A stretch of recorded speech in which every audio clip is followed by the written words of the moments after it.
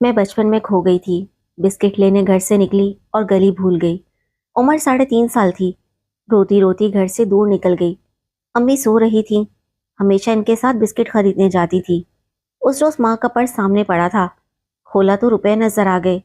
एक नोट मुट्ठी में दबाया और दरवाजा खोलकर निकल पड़ी। इसके बाद असल माँ बाप, घर जो मेरा अपना था, सभी मासी का हिस्सा हो गए। न जाने कैसे एक औरत मिल गई और रो रो कर हलकान होती बच्ची से पूछा, क्यों रो रही हो? माँ बाप घर बार के बारे में सवाल किए। मैं कुछ ना बता सकी। नोट अभी तक मेरी मुट्ठी में दबा हुआ था। वो समझ गई कि गुम गई हूँ। सुबह की निकली थी, अब शाम होने को आई थी। वो मुझे अपने घर ले आई, खाना खिलाया, प्यार किया। थकी हुई थी, जल्द ही सो गई। सुबह उठी तो ना वो घर था, ना वो आंगन जहाँ रहती और खेलती थी, और ना वो सूरतें थीं जो इस घर में मेरे साथ होती थीं। रफ्ता रफ्ता माँ बाप, बहन भाई भुला दिए। मुझे अपने साथ लाने वाली ने यकीनन मेरे माँ बाप को ढूंढा होगा। मैंने अपना नाम रोशी बताया। असल नाम क्या था वो भी याद ना रहा। इन नए लोगों के घर में गोया मेरा दूसरा जन्म था। इनकी 2 बेटियां वफात पा गई थीं, फिर औलाद ना हुई। मेरा इन्हें यूं मिल जाना गोया इनकी दुआओं का समर था। अगरचे ये गरीब लोग थे, मगर मुझे नाजो नाम से पाला। जब मैं 11 बरस की हुई तो अम्मी बीमार रहने लगी। डॉक्टरों का इलाज जारी था, मगर माँ को ये वहम था कि वो अब ज्यादा ना जिएंगी। यही मजबूरी थी जिसने मुझे वक्त से पहले दुल्हन बनने पर मजबूर कर दिया। जिस डॉक्टर से वालदा का इलाज हो रहा था, वहाँ एक बड़ी उम्र के आदमी आया करते थे, जिनका अपना छोटा सा मेडिकल स्टोर था। वो दवाएं पहुंचाने अस्पताल आते थे। अब्बाजान से उनकी सलाम दुआ हुई। नाम इनका कमर था। तब वालिद साहब इन्हीं के मेडिकल स्टोर से दवाएं लेने लगे। एक दो बार मैं भी अम्मा के साथ डॉक्टर के गई। तभी कमर ने मुझे देखा और अब्बा से बाद में पूछा, क्या आपने अपनी बच्ची का रिश्ता करना है? हाँ, करना तो है। दरअसल इसकी माँ को इसकी बहुत फिक्र है, मगर मैं अभी इसको ब्याहना नहीं चाहता। इसकी उम्र बहुत छोटी है। ठीक है, जब बेटी का रिश्ता करने का ख्याल हो मुझे बताना। मेरे पास एक अच्छा रिश्ता मौजूद है। वालिद ने एक रोज कमर की कही बात का अम्मी से तस्करा कर दिया। वो बोली, अगर रिश्ता ठीक हो तो बात कर लें, लेकिन हमारी खुशबक तो अभी 12 साल की भी नहीं है। नहीं है तो क्या हुआ, हो जाएगी कुछ दिनों में। रिश्ता पहले से तय कर लेने में कोई हर्ज नहीं। 2-3 साल तक मंगनी रहेगी, फिर शादी कर देना। अब्बा को माँ की ये बात ठीक लगी। एक रोज कमर ने फिर से रिश्ते की बात छेड़ दी, तो उन्होंने कह दिया कि रिश्ता दिखा दो, पसंद आया तो बात पक्की कर लेंगे, और जब हमारी बेटी 15 बरस की हो जाएगी तो शादी कर देंगे। मुझे मंजूर है। वो बोले, लड़के के बारे में फिक्र ना करें, वो शरीफ आदमी है। अपना कारोबार, अपना मकान और 3 दुकानें हैं जो किराए पर लगी हुई हैं। रुपये पैसे की भी कमी नहीं है। दरअसल मेरी बीवी बीमार है, काफ़ी इलाज करवाया, ठीक नहीं हुई। अब डॉक्टर ने बताया है कि पित्ते में पथरी है, ऑपरेशन कराना पड़ेगा, लेकिन इसके लिए काफ़ी रकम दरकार है। अरे भाई, आप इसकी फिक्र ना करो। जितने पैसे चाहिए मुझसे ले लो।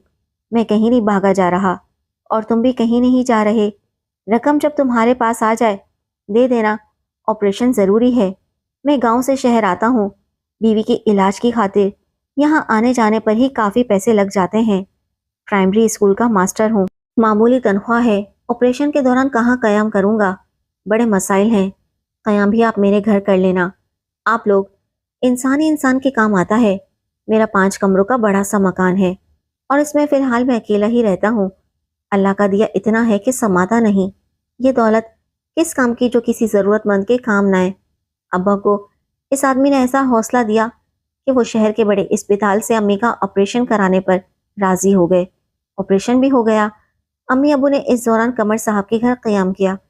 अस्पताल आने जाने में भी आसानी रही, और अम्मी सेहतयाब होकर लौट आई। इस दौरान मुझे उन्होंने अपनी बहन के घर भेज दिया था। खाला ने मेरा बहुत ख्याल रखा। अम्मी तो सेहतयाब होकर घर आ गई, लेकिन कर्ज के बोझ से वालिद साहब की कमर झुक गई। वो कमर ही नहीं, आंखें भी झुकाकर बात करने लगे। कर्ज की वापसी का जहन पर बड़ा बोझ था। इन दिनों प्राइमरी स्कूल टीचर की तनख्वाह बहुत कलील हुआ करती थी। 6 माह तो कमर साहब चुप रहे, फिर उन्होंने दबे लफ्जों पैसों की वापसी का तकाजा शुरू कर दिया।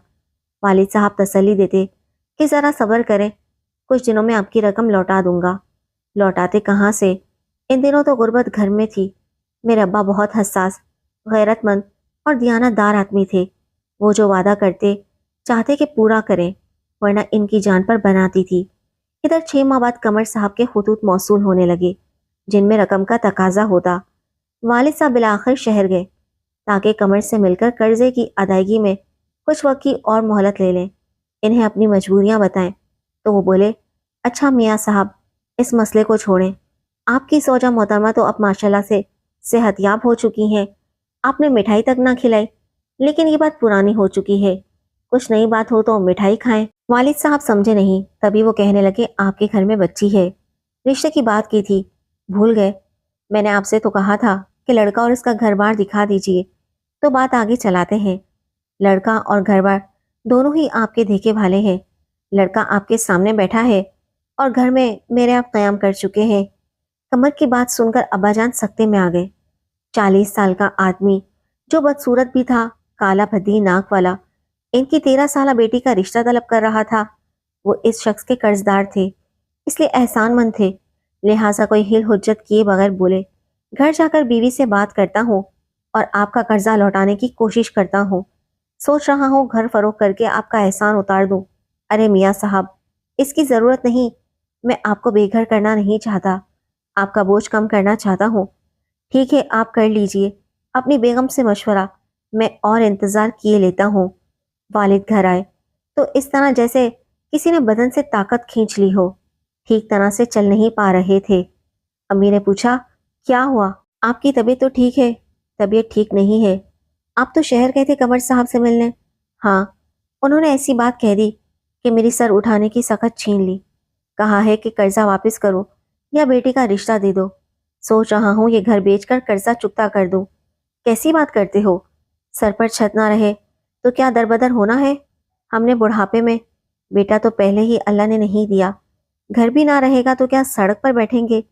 عزت سے روکی سوکھی کھا کر بھی سر تو چھپائے ہوئے ہیں، اور بیٹی بھی آخر بہانی ہے، آج نہیں تو کل.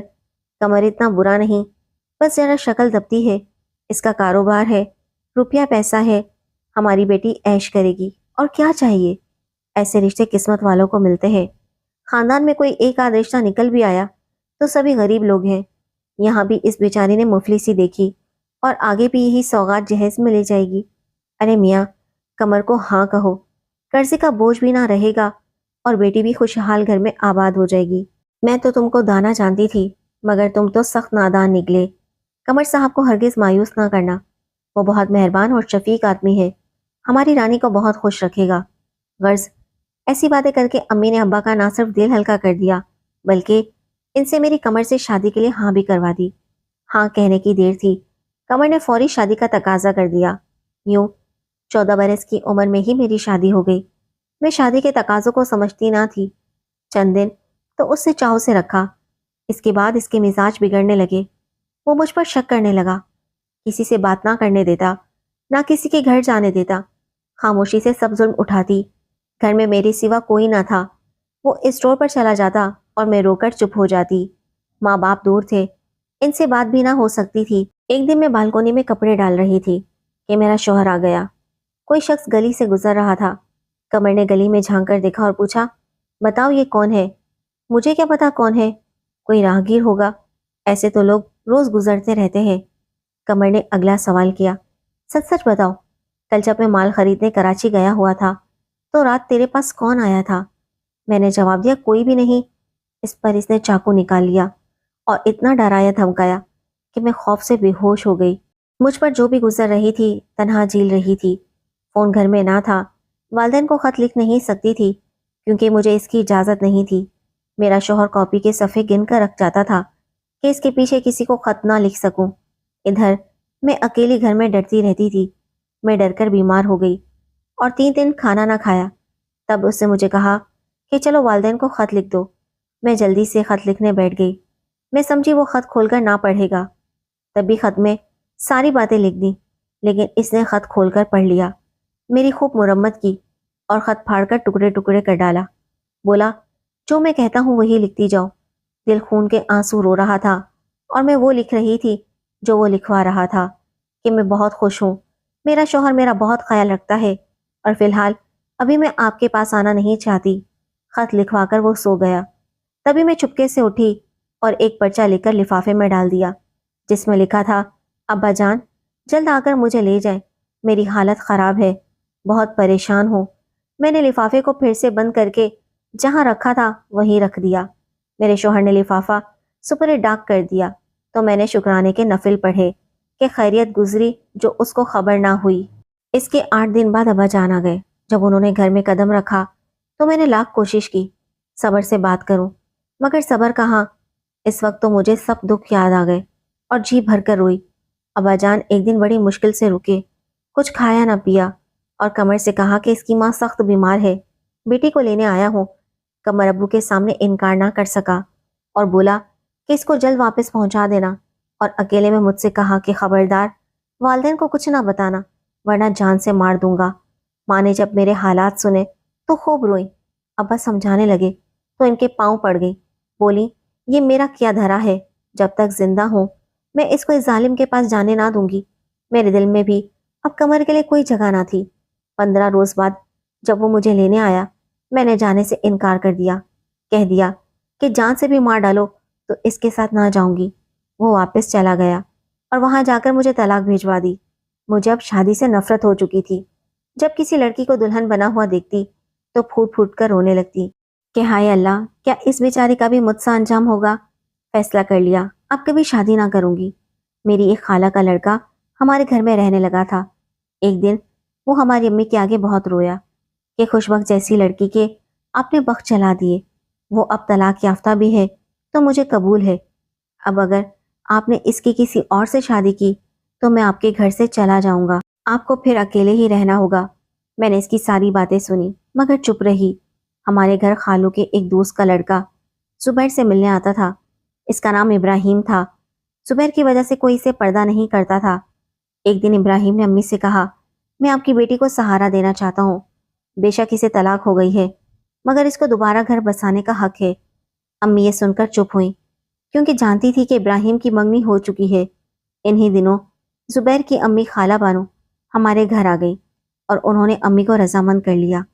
خالہ بھی غریب تھی لہٰذا کسی نے زیور جوڑوں کا وغیرہ کا مطالبہ نہیں کیا۔ 4 دن میں میری شادی کی تیاری ہو گئی۔ جس دن میری شادی تھی ابراہیم آ گیا۔ امی سے شکایت کی کہ میں نے خوش بخت کا رکشہ مانگا تھا اور آپ نے میرے آنے کا انتظار بھی نہ کیا۔ میں آپ کو بتا کر گیا تھا کہ صرف 15 دن کے لیے دبئی جا رہا ہوں۔ مجھ میں کیا کمی تھی؟ دبئی میں کاروبار سبھی کچھ تھا۔ اگر آپ مجھے اپنی بیٹی کا رشتہ دیتی تو آپ کی بیٹی کو میں بہت خوش رکھتا۔ اتفاق سے کمرے کی کھڑکی سے زبیر یہ سب سن رہا تھا۔ بس اتنی سی بات نے اس کے دل میں شکوک نے جنم لیا۔ میرا تو ابراہیم سے کچھ تعلق بھی نہ تھا۔ وہ جب ہمارے گھر زبیر سے ملنے آتا تو میں اس کے سامنے بھی نہ جاتی تھی۔ اس نے غالباً میری داستان سن رکھی ہوگی اور ہمدردی میں رشتہ مانگ لیا ہوگا، لیکن میری زندگی میں تو سیاہی بھر گئی۔ زبیر سے میری شادی تو ہو گئی مگر اس کا چہرہ اترا ہوا تھا۔ شادی کی رات انہوں نے مجھ سے پوچھا، کیا ابراہیم سے بھی تمہاری بات چیت ہوئی تھی؟ میں نے جواب دیا، نہیں، کبھی بات نہیں ہوئی۔ پھر وہ تمہاری میری شادی سے اتنا پریشان کیوں تھا؟ مجھے نہیں معلوم۔ یہ میرا مختصر جواب تھا۔ مجھے یہ بھی نہیں معلوم کہ ابراہیم نے میرے بارے میں زبیر کو کوئی بات کہی ہوگی۔ بہرحال شادی کی رات ان کی طبیعت خراب ہو گئی، اتنی کہ اسپتال لے جانا پڑا۔ پتہ چلا انہوں نے خواب آور گولیاں کھا لی ہیں۔ خیر فوراً طبی مدد ملی اور وہ 3 روز بعد ٹھیک ہو گئے۔ وہ دن اور اس کے بعد کے سبھی دن جو ہمارے ایک ساتھ گزرے ان کے دل سے شک نہ گیا۔ انہوں نے مجھ پر کلام پاک پر قسم بھی لی مگر تب بھی میرا اعتبار نہ کیا۔ پہلے کام چھوڑ کر گھر بیٹھ گئے۔ امی ابا نے ملازمت چھوڑنے پر پریشانی کا اظہار کیا تو مجھ سے بول چال چھوڑ دی۔ آخر مجھے میرے والدین کے گھر لا کر چھوڑ دیا۔ یوں مشتبہ حال کی قسمت ایسی لکھی گئی تھی کہ مجھے پیدا ہونے کے بعد کوئی گھر راس نہ آیا۔ والد صاحب وفات پا گئے، پھر امی چل بسیں اور میں انہی کے گھر میں تنہا ہی زندگی کے دن پورے کر رہی ہوں۔ اب بھی وہی چھت میری پناہ گاہ، میرا سائبان ہے۔